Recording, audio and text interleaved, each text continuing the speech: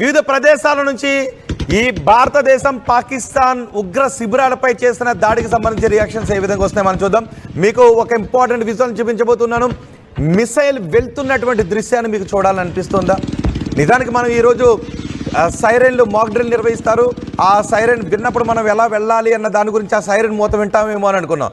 కానీ ఆ siren mock drill మూత శబ్దం వినడానికి కొన్ని గంటల ముందే మన మిసైల్ చేసిన సింహ గర్జనలో వాళ్ళ పాకిస్తాన్ ఉగ్రవాదుల చావు కేకలు కలిసిపోయాయి.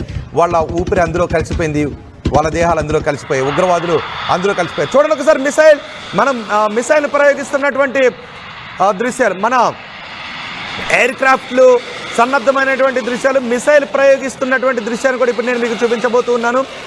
మన రఫేల్ యుద్ధ విమానాలు పాకిస్తాన్ పీచమనర్చడానికి చేస్తున్నటువంటి ప్రయత్నాలు చూసారా. రాత్రి 1:40 మనం గస్తీని కాస్తూ కేవలం పౌర సమాజం మీద, మిలిటరీ మీద కాకుండా కేవలం ఉగ్రవాదుల పైన మనం దాడి చేస్తున్నటువంటి దృశ్యాలు. మనం పహల్గాం దాడి తర్వాత ప్రతిరోజు కూడా త్రివిధ దళాలను మనం సన్నద్ధం చేసుకుంటూ వచ్చాం. ఆ సన్నద్ధత గురించిన వివరాలు ఎప్పటికప్పుడు ప్రభుత్వం సమీక్షిస్తూనే ఉంది. ఈ తెల్లవారుజామున 1:44 మన త్రివిధ దళాలు సంయుక్తంగా చేసినటువంటి దాంట్లో రెండో బాక్స్లో చూడండి, పాకిస్తాన్ ఉగ్రవాదుల చావు కేకలు కలిసిపోతున్నటువంటి ప్రదేశం అదే. రెండో బాక్స్లో చూస్తున్నారా, అక్కడ పొగ కనిపిస్తోంది, మనకి మంట కనిపిస్తోంది కదా, ఆ దృశ్యాలు మీకు కనిపిస్తున్నాయి కదా. ఆ దృశ్యాల్లోనే ఉగ్రవాదుల చావు కేకలు కలిసిపోయాయి, ఉగ్రవాదులు మాడి మసైపోయారు. మనం ప్రయోగించిన మిసైల్ చేసిన సింహ గర్జనలో ఉగ్రవాదుల చావు కేకలు కలిసిపోయి ఈ సూర్యోదయాన్ని మనం ప్రపంచానికి ఉగ్రవాదులను చంపేశాము అనే శుభవార్తతో మనం పరిచయం చేస్తూ ఉన్నాం. మా ప్రతినిధి మనోజ్ కూడా మనకు అందుబాటులో ఉన్నారు. ఒకసారి మనోజ్ దగ్గరికి వెళ్దాం. మనోజ్, భారత్ పాకిస్తాన్కి ఊహించిన షాకే ఇచ్చింది. మొన్న 24 గంటలు 36 గంటలు అంటూ మాట్లాడారు. ఆ తర్వాత భారత్ ఏమీ చేయలేదు ఏంటి అనేటటువంటి ఒక ఆలోచనలో ఉన్నారు. ఆ తర్వాత 10వ తారీఖు 11వ తారీఖు అన్నారు. సో ఎటువంటి ఊహలకు అందని విధంగా మనం పాకిస్తాన్ ఉగ్రవాదుల పీచమనిచాం, పాకిస్తాన్ ఉగ్ర శిబిరాలపై మనం దాడి చేశాం. సో ఈ దాడి తర్వాత భారతదేశంలో ఎక్కడెక్కడ నుంచి ఎటువంటి రియాక్షన్స్ వస్తున్నాయి అంటే ఈ సూర్యోదయాన్ని మనం ప్రపంచానికి ఉగ్రవాదులను చంపేశామనే వార్తతో మనం పరిచయం చేశాం. సో ఆ వార్త విన్న తర్వాత భారత ప్రజల రియాక్షన్స్ ఏంటి? ఎగ్జాక్ట్లీ రోహిత్, ఇప్పుడు కదా అనిపిస్తోంది మేరా భారత్ మహాన్ అని. చాలా గర్వంగా 140 కోట్ల ప్రజలు చెప్పుకుంటున్న పరిస్థితి. ఎందుకంటే ఏదో పిచ్చి పిచ్చి కారు కూతలు, భారతీయుల రక్తం పారిస్తాం, భారతీయుల్ని చంపేస్తాం, భారతీయుని అణిచివేస్తాం, భారతదేశాన్ని ఏకంగా ముస్లిం దేశంగా మరీ ముఖ్యంగా పాకిస్తాన్ ఆక్యుపై చేస్తామని చెప్పి పిచ్చి పిచ్చి కూతలు, కారు కూతలు కూర్చోండి పాకిస్తాన్లకి ఒకసారైన దెబ్బగా మనం ఇక్కడ చూడాలి. సో పాకిస్తాన్ కి సంబంధించి 9 టెర్రర్ క్యాంప్స్ మొదటి నుంచి మనం చెప్తోంది ఒకటి రోహిత్, ఆర్టీవీ అందరికంటే వేగంగా తెలుగులో స్పష్టంగా అర్థమయ్యే రీతిలో చెప్తోంది. ఇది ముహూర్తం ఫిక్స్ చేసుకొని దాడి చేయడానికి ఏదో చిన్న సిచ్యువేషన్ ఏం కాదు. ఆన్ ఆఫ్ ఎ సడన్ దాడి చేయబోతోంది. ఇండియన్ ఆర్మీ పైన బిలీఫ్ ఉంచండి, ఇండియన్ ఆర్మీ తన సత్తా ఏంటో చూపించబోతున్నట్టుగానే జరిగింది. గతంలో బాలాకోట్ సర్జికల్ స్ట్రైక్ ఏ రకంగా అయితే జరిగిందో ఇప్పుడు కూడా తెల్లవారుజామున అందరూ లేచి చూసేసరికి జరిగిపోయింది ఆపరేషన్ సింధూర్ అనేసరికి ప్రజలంతా ఒక్కసారిగా ఆనందంతో మీరు అంటున్నట్టుగా ఆ ఉత్సాహంతో, ఆ ఎంకరేజ్మెంట్ తో లేచారు. పాకిస్తాన్ పై ఎలా మట్టు వేయాలి, పాకిస్తాన్ ని ఎలా పంజాబ్ ఇస్రాయల్, పాకిస్తాన్ పై ఏ రకంగా అంతమొందించాలనేటువంటి లక్ష్యం ప్రతి భారతీయుడిలో ఉంది. చూసారా, ఆ లక్ష్యం ఇప్పుడు నెరవేరింది. ఇంకా కేవలం ఇది ఒక చిన్న ఆపరేషన్ మాత్రమే. మొదటి నుంచి మనం చెప్తుంది ఒకటి రోహిత్, ఆపరేషన్ వార్ అనే దానికి చిన్న లైన్ ఆఫ్ డిఫరెన్స్ ఉంటుంది. So war is something like రెండు దేశాల మధ్య పూర్తిగా ఇక ఆర్మీ వార్స్గా దాడులు చేసుకోవడం, అక్కడ ఆర్మీ ఇక్కడ ఆర్మీ, అక్కడ ప్రజలు ఇక్కడ ప్రజలు ఇబ్బంది పడడం, ఇదంతా కూడా ఒక వార్ సినారియో మనం చూస్తూ ఉంటాం. ఉదాహరణకి Russia Ukraine, it's a war. Civilians మరణించిన ఇక్కడ రష్యా ఆర్మీకి ఏం సంబంధం లేదు, అక్కడ ఉక్రెయిన్ వైపు నుంచి దాడులు జరిగి రష్యాలో జరిగినా కూడా వారికి ఎటువంటి సంబంధం లేదు. అంటే ఇట్స్ ఎ వార్ డిక్లరేషన్ అలా ఉంటుంది. కానీ ఇప్పుడు జరిగేది కేవలం ఆపరేషన్ మాత్రమే. ప్రజలు ఎక్కడ కూడా ప్రస్తుతం అటు భారతీయులు కానివ్వండి, మరీ ముఖ్యంగా ఆ పాకిస్తాన్ ఇండో బార్డర్ వెంటటువంటి ప్రజలు అలర్ట్ గా ఉండాల్సిన అవసరం ఉంది. It's not a war, it's just an operation. Target చూసి పక్కాగా మాటు వేసి వారిని అంతమొందించడమే ఆపరేషన్. టార్గెట్ ఉండేది ఆపరేషన్, అది టార్గెట్ లేకుండా వారి వైపుగా ఇక పూర్తిగా దేశాన్ని కొత్త కబలించేయాలి, దేశాన్ని మొత్తం అంతమొందించాలనేది వార్గా ఉండబోతోంది. సో 9 స్థావరాల పైన ప్రెసెంట్ టెర్రర్ క్యాంప్స్ పైన అటాక్ చేసింది. గతంలో మనం కూడా ఆ టెర్రర్ క్యాంప్స్ ఎక్కడెక్కడ ఉన్నాయనేది భారత ప్రభుత్వం గుర్తించిన విషయం పైన కూడా ఆ టెర్రర్ క్యాంప్స్ గుర్తించాం. చూస్తే కనుక లష్కర్ ఇ తోయిబా, హిజ్బుల్ ముజాహిద్దీన్ తర్వాత జైష్ ఈ మహమ్మద్, ఈ స్థావరాల పైన బహవల్పూర్, మురిట్కే, కలాన్, సియాల్కోట్, బర్నాలా, తర్వాత కోట్లీలో 2 ప్రాంతాల్లో, ముజఫర్బాద్ లో 2 ప్రాంతాల్లో, సో మొత్తం 9 ప్రాంతాల టెర్రర్ క్యాంప్స్ అటాక్ జరిగింది. దీంట్లో 5 పాకిస్తాన్ లో ఉన్నాయి. అంటే కంప్లీట్ గా పాకిస్తాన్ ఇండో బార్డర్ వెంట ఉన్నటువంటి ఆ ప్రాంతాల్లో 5 టెర్రర్ క్యాంప్స్ ఉంటాయి. మన ఎల్ఓసీలు 4 క్యాంప్స్ ఉన్నాయి. సో ఈ దెబ్బతో ఎల్ఓసీని కైవసం చేసుకోవడం ఖాయంగా కనబడుతోంది.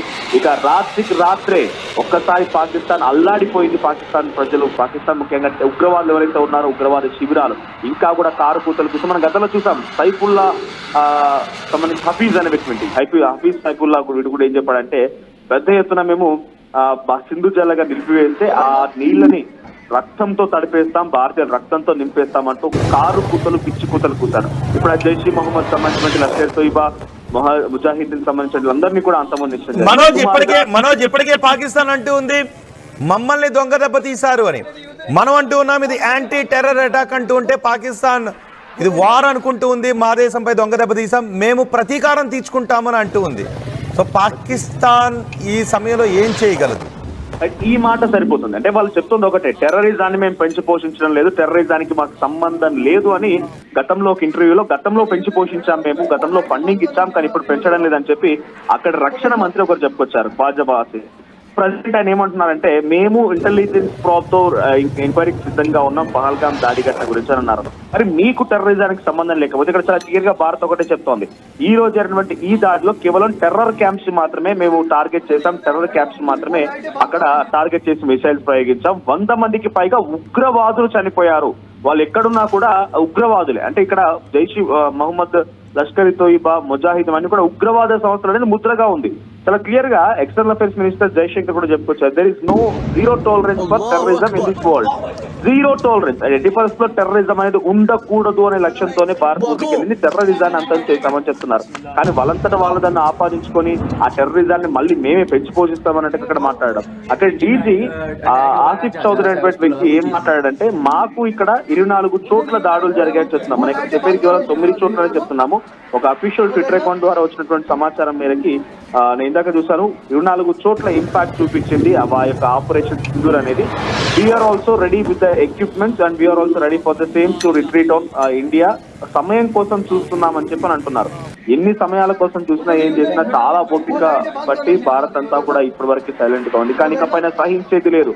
ఒకటి మనం ప్రజల్లో బిలీఫ్ ఇవ్వాల్సింది ఏంటంటే, we keep belief in Indian army. మీకు మొదటి నుంచి చెప్తోంది ఒకటే, ఆర్టీవీలో కూడా ఎవరు కూడా భయపడాల్సిన పని లేదు, మన ఇండియన్ ఆర్మీ పైన బిలీఫ్ ఉంచండి. కానీ మీ దగ్గర ఒకవేళ కనుక ఇంకెవరైనా పాకిస్తాన్ ఇప్పుడు ఈ క్షణంలో కూడా సార్ మనం కామెంట్స్ చూడండి, ఈ క్షణంలో కూడా మనం పోల్ కండక్ట్ చేస్తాం, ఈసారైనా పిఓకేని భారత్ ఆక్యుపై చేసుకునే అవకాశం ఉందని అంటే స్టిల్ ఇప్పుడు కూడా 2-3% ఆఫ్ పబ్లిక్ నో అని అంటున్నారు. అంటే వాళ్ళంతా కూడా ఇంక ఇండైరెక్ట్ గా పాకిస్తాన్ పాట పాడుతున్నట్టే, పాకిస్తాన్ గురించి మరి మద్దతుగా ఉన్నట్టే. ఇటువంటి వాళ్ళు ఎవరైనా కనుక మన దగ్గర ఉంటే డెఫినెట్ గా 3% గుర్తించండి. ఎందుకంటే వీళ్ళందరూ కూడా మనలోనే, మన పక్కనే ఉంటూ, మనతో పాటే తిరుగుతూ వాళ్ళకి సపోర్ట్ చేస్తున్నటువంటి ఈ దుర్మార్గులను కూడా మనం అణచివేయాల్సిందే. ప్రజలుగా మన దగ్గర కూడా పూర్తి బాధ్యత ఉంది, మన పైన కూడా ఆ కర్తవ్యం కూడా ఉంది.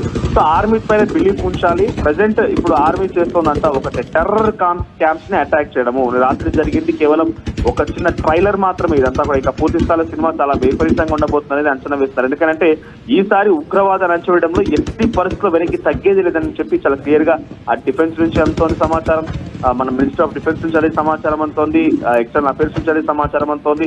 మనం గమనిస్తే ఎప్పుడూ కూడా లేనంతగా ప్రధానమంత్రి నరేంద్ర మోదీ సుమారుగా 48 గంటల్లో 3-4 సార్లు అట్లా అన్ని సందర్భాల్లో మీటింగ్స్ అనౌన్స్ చేశారు. అటు రక్షణ మంత్రితో మీటింగ్ అనౌన్స్ చేశారు, 3 దళాలతో ఫ్రీ హ్యాండ్ ఇచ్చేశారు, అజిత్ డోవల్తో భేటీ అయ్యారు, తర్వాత రక్షణ శాఖ కార్యదర్శి తో భేటీ అవుతున్నారు, ఎప్పటికప్పుడు గమనిస్తూ ఉన్నారు, నిఘా వర్గాలతో భేటీ అవుతున్నారు. ఇలా ప్రతిదీ కూడా క్షణక్షణం ఏం జరుగుతున్న విషయాన్ని పసిగడుతున్నారు. కాబట్టి ఎట్టి పరిస్థితుల్లో కూడా ఈసారి ఊరుకునే ప్రసక్తే లేదు. ఆ 26 మందికి సంబంధించినటువంటి ఏదైతే పహల్గామ్ ఉగ్రదాడికి సంబంధించినటువంటి అమరులు అని చెప్పొచ్చు మనం వారిని, ఎందుకంటే వారిని డెఫినెట్ గా మనం వారి ఆ స్టేటస్ ఇవ్వాల్సిందే. సో అటువంటి వారందరికి కూడా ఈ రోజు ఇది కేవలం ఒక ట్రైలర్ మాత్రమే. ఆ కుటుంబాలకి డెఫినెట్ గా ధైర్యం నింపడం కోసం ఆ కుటుంబాలకి భారత ప్రభుత్వం ఈ సమయంలో మనం కొన్ని మాటలను మనం గుర్తు చేసుకోవాలి. భారత మిలిటరీ, భారత ఆర్మీ చేసినటువంటి ట్వీట్, నిన్న భారత ఆర్మీ ఏం చెప్పిందో మనం గుర్తు చేసుకోవాలి. అలాగే ప్రధాని మోదీ కూడా ఏం చెప్పారో మనం గుర్తు చేసుకోవాలి. చెప్పాం, చేశాం అనే విషయాన్ని ఇప్పుడు మనం ప్రపంచానికి చెబుతూ ఉన్నాం. మేము చెప్పాం, చేసి చూపించాం.